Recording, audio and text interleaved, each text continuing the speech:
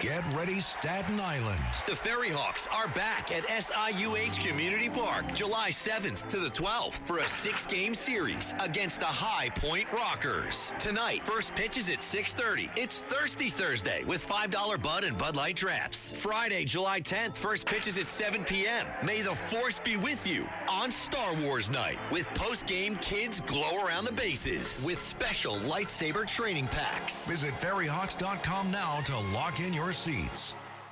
Listen, all you New Yorkers. Excuse me, taxi. Okay, man, we're looking around. This is the 77 WABC minicast. Whenever people talk about near death, near something that you have experienced, the story is always the same. Some event happened. You were either declared dead, near dead. Sometimes you were in a hospital, maybe in a trauma center, emergency room. You either floated above your body. You could see a light that you were attracted to. Something along those lines. You were pulled cold. You were drawn into this light, this warm tunnel. And you could hover over your body. You could see your loved ones. And in some cases, people would say they would see a daughter or see somebody that they cared for and cared about. And they realize now is not the time. I don't want to leave now. I don't want to leave my body now. I've got things to do. I've got a mission. Okay, so I'm going to stay. Or there's variations of this. But the point is, they remember this. And they say this must be, and here is, remember, this is what makes us human. We don't say, that was interesting. We go a step further because that is an incomplete story. We will say, no. This is about our soul, our spirit, our essence, our being, our reality, and then we will fill in the blank. It is us, it is God, it is the hereafter. Maybe sometimes people will see family members. There have been theories, hypotheses, I should say, proposed to explain these NDEs, these near-death experiences, including the first being hypoxia or anoxia. This is reduced oxygen to the brain that may produce tunnel vision, lights, altered consciousness by virtue of the fact that we are losing, or you were losing, oxygen. Number two, this is fascinating, hypercapnia. Hypercapnia, hypercapnia, hypercapnia means elevated CO2 levels that may contribute to vivid visions and unusual sensations. Next, there's REM or REM intrusion. This is dreamlike REM mechanisms, rapid eye movement, that may enter waking consciousness during extreme stress. Also, not daydreams, but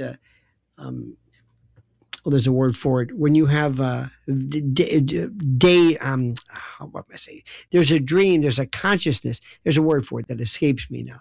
I think I'm going through this.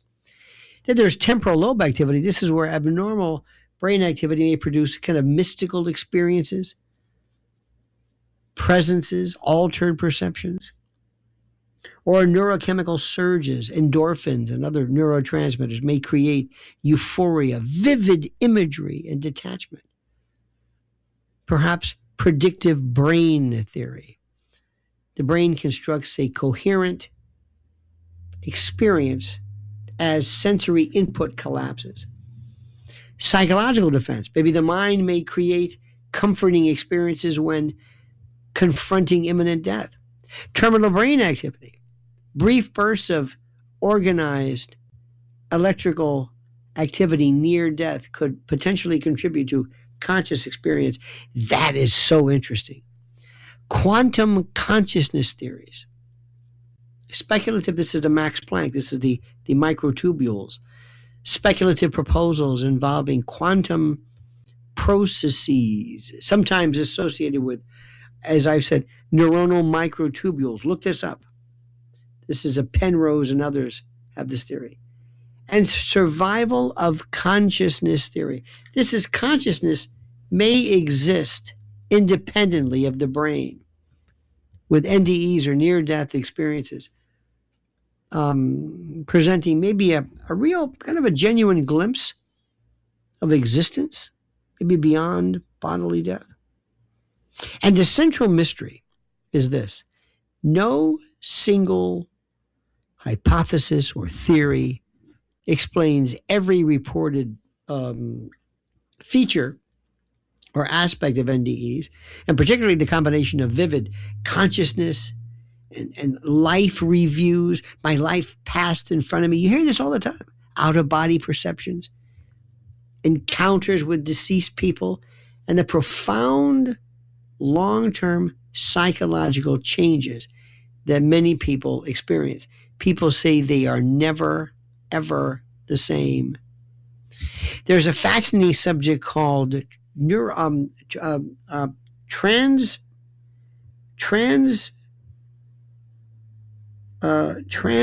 or transcranial, I'm trying to think of the name, electromagnetic stimulation, where a device is put on the head, on your head, with magnets that can, by virtue of directive stimulus, identify and stimulate portions of the brain to mimic and encourage feelings of spirituality, love. The experiments were done in the UK initially, and I believe it was done to study OCD behaviors.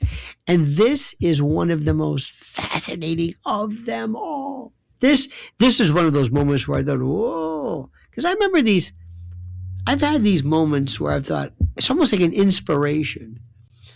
What happens is, this is transcranial magnetic stimulation. This is TMS. And what happens is, there's a magnetic coil that's placed against the scalp. And it looks almost like an old bathing cap. Remember that your mother may have worn, like a bathing cap. It's a magnetic coil, and it's placed against the scalp. And it delivers focused magnetic pulses that induce electrical activity in targeted specific brain regions.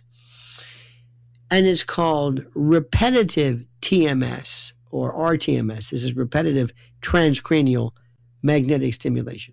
Has been studied and used for depression and investigated for OCD. What happens is, there was this, they called it the God helmet. And the God helmet experiments associated with Michael Persinger, which used weak magnetic fields around the temporal lobes in, I guess, what were attempts to maybe induce a sensed presence or mystical or spiritual experiences. And what happens is, it's called, look it up, TMS, transcranial magnetic stimulation, the God helmet, look this up. And there have been experiments suggesting that stimulating or disrupting particular brain networks can alter self-transcendence, religious experience, and the sense of a boundary between oneself and the world. But the stronger claims, as some people suggest, that you can switch on spirituality or love, this remains controversial. And the reason for that is simply this. When they were doing these experiments, people would come in and they would suggest a need for, I guess, sending a note to our good friend, Mr. Lee. I need a code. I need, as we say, this is radio talk, by the way. We speak in code. By saying we need a code, In any event, one of the things which is so fascinating to me in all this is that if I can find out the part of your brain that can conduct and control spiritual awareness, sentience, a feeling of connectivity, being a part of something, whether it's a parietal lobe, temporal lobes, who knows?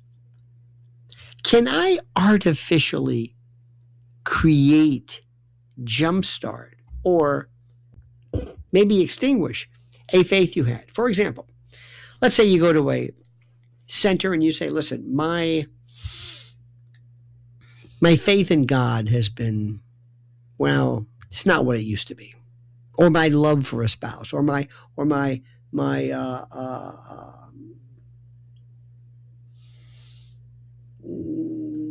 patriotism, or whatever I can identify as being sourced in a particular part of the brain. I want you to jumpstart it. So you walk in, they put a God helmet on you, they put this kind of like a bathing cap, and lo and behold, they zap you a little bit of electricity, and all of a sudden, it peaks, it restarts, it accelerates, it energizes that part of your brain where you normally went to and accessed when you wanted to feel and you wanted to enjoy spirituality. Meaning, I can artificially create your sense of being spiritual. What if I can do that with love? What if I can do that with a variety of things? I'm artificially doing it. And by the way, the real issue might be, maybe, and this is something which is critical, maybe over a period of time, people would say, you know, that's unethical. On a similar note, somewhat the same, but different. If you came to me and you said, listen, I had terrible trauma years ago. I went through something which I cannot get around. I am unable to live normally. I can't sleep. I can't function. You've got to help me. And I said to you, oh, I know how to do that. I know how to do that. I know how we can fix this. I'm going to ablate, to remove, to surgically or electronically remove from your brain that ability to remember this thing. I'm going to make it go away. This event, this trauma, will have never occurred. Like gone. You were the victim of a violent rape or a murder or something in war, PTSD. I will make this go away. But I'm going to make the memory go away. But the problem is this, the memory that's associated with this particular trauma. Now, you might not remember a lot of what happened, but that's the idea. And you, being the tortured victim of this, will say, I don't care, make it go away. Then in the case of, let's say, a Vietnam veteran who still has flashbacks, all of a sudden, there's no more flashbacks. But there's no more memory of Vietnam either. You can't target it. Let's just assume. I can say, listen, I'm going to take away the PTSD, but you're not going to remember Vietnam. You're not going to, that part of you. You know how people say, especially people who talk about the Holocaust, they always say, never forget. Never forget. Because forgetting is the worst thing that, it's almost like the Santayana notion of those who do not recall history are forced to repeat it. But if I could say to you, now listen, what do you want?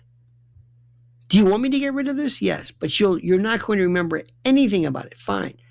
Pretty soon, if I remove your memory and your trauma, then I remove you.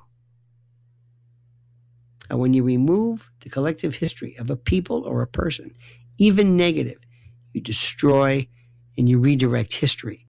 And that's dangerous. The Other Side of Midnight with Lionel. Entertaining and informative On the Red Apple Podcast Network.